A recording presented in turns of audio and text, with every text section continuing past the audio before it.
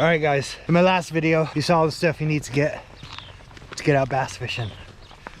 In this video, I'm gonna show you the kind of stuff that you need to look for when you're looking for bass marks, man. On days like today, when the tide is way out, way out, these are what we like to call wreck days. So we've got the rods, we've got all the gear, we've got everything. Tide will be coming in. High tide today is at about 2-ish, so at about 12 we'll be able to get the rods out, have a couple of chucks. But right now we're on a wreck session. Low tide, remember, low tide is the best time to go and find stuff. So right now we're gonna walk down the trail. I'm with the Jimster. He doesn't like to be on camera, but he's on camera now. When we get down there, I'll show you what to look for, man. And hopefully this afternoon, when the tide comes in, might be able to get a couple fish out of it.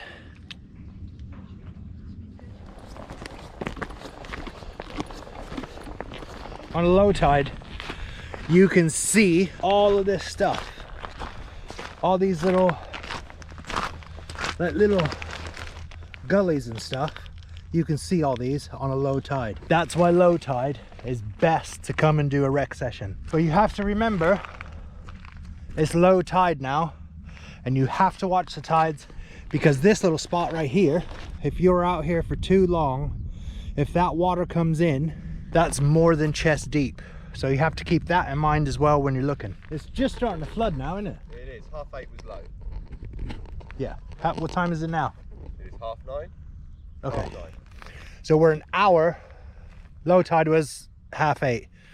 We're an hour into the low tide, so we still got plenty of time. I'll tell you what, Google Earth is your best friend, and I'm really glad that Google Earth is free, because if it wasn't, I would have no money whatsoever.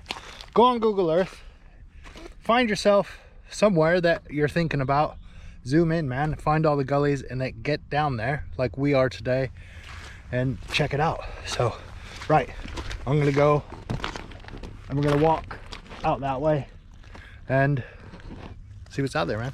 On some occasions we've got an edge like that and we're flicking out, and they were talking about it a lot in fly videos, taking almost kind of casting here. Look at all that activity there, bait fish, but almost kind of casting from here out, then there, then moving down. So you're not spooking them? Yeah. This is perfect. There's got to be some fish in there, man. What you're looking for on a low is like these weed beds, man. Like this bubble weed. This is what you're looking for. When it's low, it's laying down. But once you get some water on it, this will all float. This will all float. It'll stand up. I mean, look at that. It'll stand up just like that, flare out, and that's hiding spots for bass, man. And they sit in there and they wait for prey to come by and just bang. I want to say about structure, it's this kind of stuff that you're looking for here. You want to find structure and you want to find hiding spots.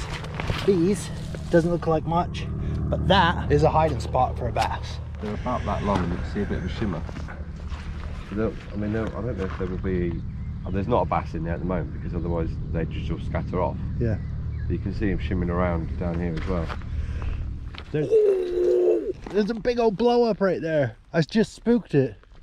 Like I was saying, when you get down to a spot and you think, even if you have a little bit of a thought, you've done your wreck and you think there's fish there, have a couple chucks, man. Why not? What do you have to lose? You've got absolutely nothing to lose and everything to gain, because to be fair, there might be a monster sitting in there waiting for your lure, man.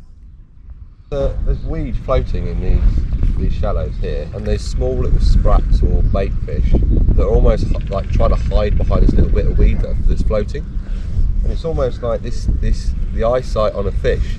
If you hide behind a pole and the pole is here, the back of the body's all the way out. But they're all floating. They're all swimming around this tiny little bit of weed. And it's interesting to see a fish in cover that actually is not necessarily in cover. Indeed. You get out on the edges of this stuff.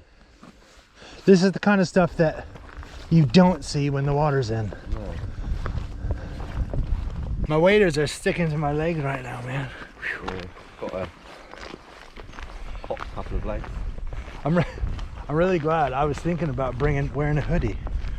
I'm glad I didn't do that. I haven't got my thermals on this time. So in here would be something mullet coloured. And I think only maybe 3 inch. Something about that size. Yeah, I'd agree. Yeah. Soft plastic. Soft plastic. With a real shimmer on it.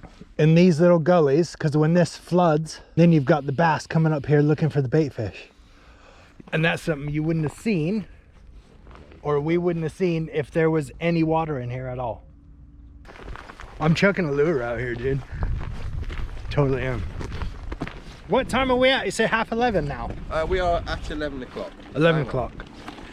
So what we're gonna do now is, there's another spot. It's just low enough. We're gonna go and check that bit out. And hopefully, Flick a lure, at least get a bait in the water. yeah, at least get a bait in the water. Maybe even a fish, but you never know. So remember, man, come down at low tide. Check it out. Come down with the kids, come down with a dog, come down with a wife, have a picnic.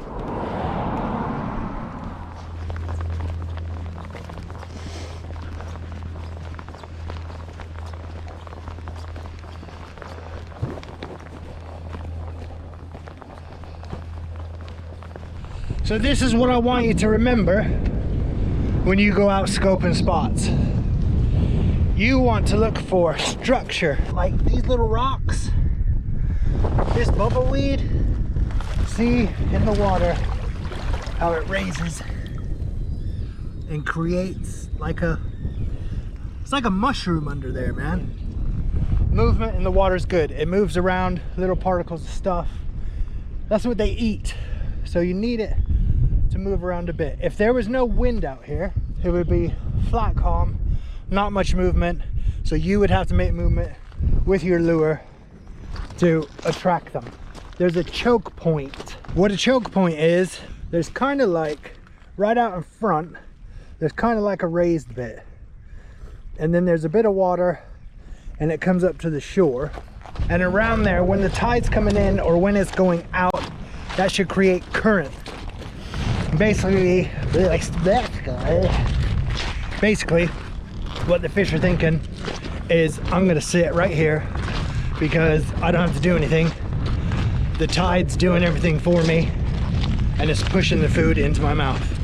So if you can, look for all these choke points, all this business, the weed beds. Back edge of weed beds as well. Huh? Back edge of weed beds. Yeah. Yeah. The back edge of the weed bed. You've got a weed bed here, and there's a little bit more out there. If you get the back edge of that weed bed, you've got loads of fish sitting right there, especially on an incoming tide. Because again, that incoming tide is pushing all of the bait, all of the food for the fish. It's just pushing it right into their mouth, so they can sit into those bushes and they don't have to do anything. They just open their mouth. Another thing you want to look for is tidal flow. Any type of movement in the water. I don't think, you can't see it like I can here, but right out, I don't know, about 40 yards, that tide starts moving. And that's the kind of stuff you want to look for, that kind of stuff, because that's where the fish are sitting. They're just sitting, waiting. Fish aren't there, you know, they don't go out looking for it. They would rather wait for the food to come to them. Like what Jimmy said, the least bit of energy a fish can exert, the better. Any tidal flows, any structure where they can hide, weed beds, all that kind of stuff. That's what you need to look for when you go out and you want to get in on the bass. Go out at low tide, check Google Maps, check Google Earth, ask around. There are people that will help. There's some that don't, but there are people that will help. If you were a bass, where would you hide? Pretty basically, you gotta be the fish, man. Number one tip is probably take your time. Take a day, scout one day, go out to the spot the next week. Or if you've got time, scout it at low tide, go and have some lunch, and come back on the flood, man. Try all sorts of things. If at first you don't succeed, try it again. If a white lure is not working, try a blue one. If a blue one's not working, try a red one. If a floating lure is not working, try a soft plastic. If a soft plastic isn't working, try a metal. I mean, I can't tell you how many times when you go lure fishing for bass, man, you're gonna get a hell of a lot more blanks than you probably will fish. But if you go out and you do your reconnaissance and you catch fish in the spot that you scoped out, it's the most rewarding thing ever. So, all right, that's it, man. We're gonna start heading back to the car. I'm gonna put a plastic on. Actually, you know what? I'm gonna go for top water, give it a couple chucks, and we'll see you next time, man.